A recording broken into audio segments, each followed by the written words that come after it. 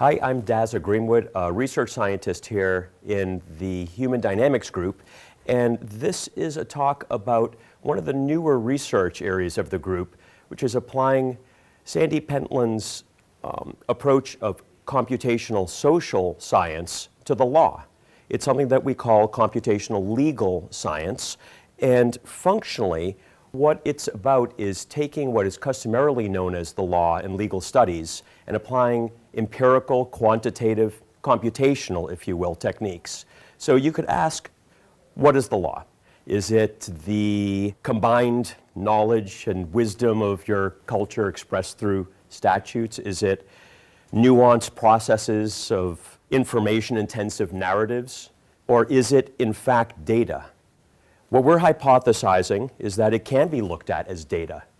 And when you look at the law as data, increasingly, what is possible is a deeper insight into what the law is and how it relates to other social and other systems.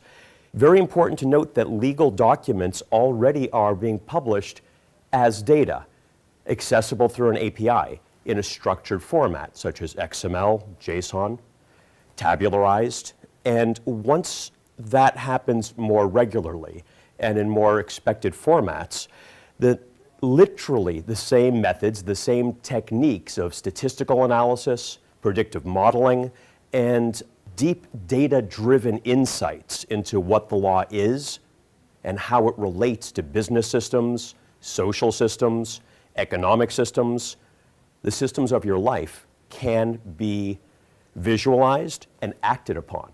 So causing the law to be actionable is one of the aims of computational legal science. So let's take a look more deeply at how this could work. So start, for example, with a statute. Massachusetts General Laws, Chapter 66A, for example. That's our Fair Information Practices Act. That can and is expressed in business-to-business contracts. For example, when the state health and human service agencies have large contracts with vendors for healthcare and clinic and CMS reimbursements, they absolutely have within those contracts Chapter 66A compliance to make sure that all the individuals who have data in those systems have a right to see the data, a right to get a copy of the data, a right to dispute the accuracy of the data, the basic set in the B2B contracts. Go down one level and what you have is the capability to express these key rules and expectations as terms of service for app developers and service providers that are integrating with online services in the context, say, of these state systems.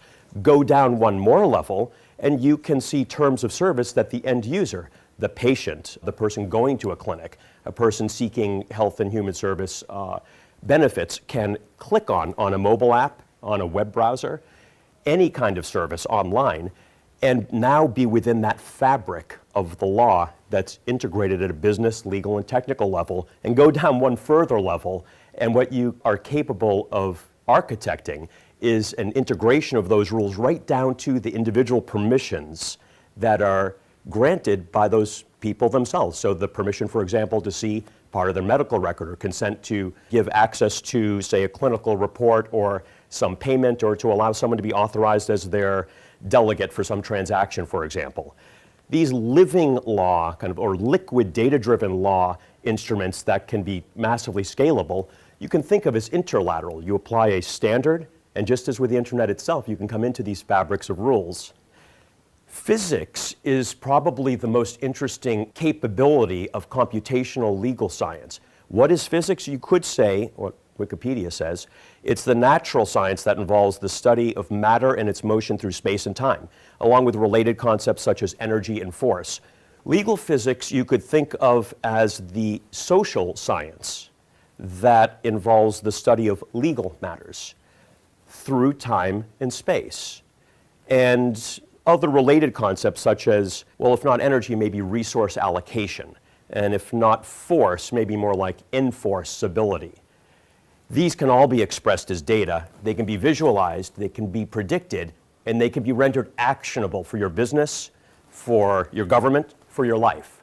So here's a little bit of overview of this new research approach here in the Human Dynamics Lab that we're exploring under the general umbrella of computational legal science and the cutting edge of that, which we're starting to call legal physics.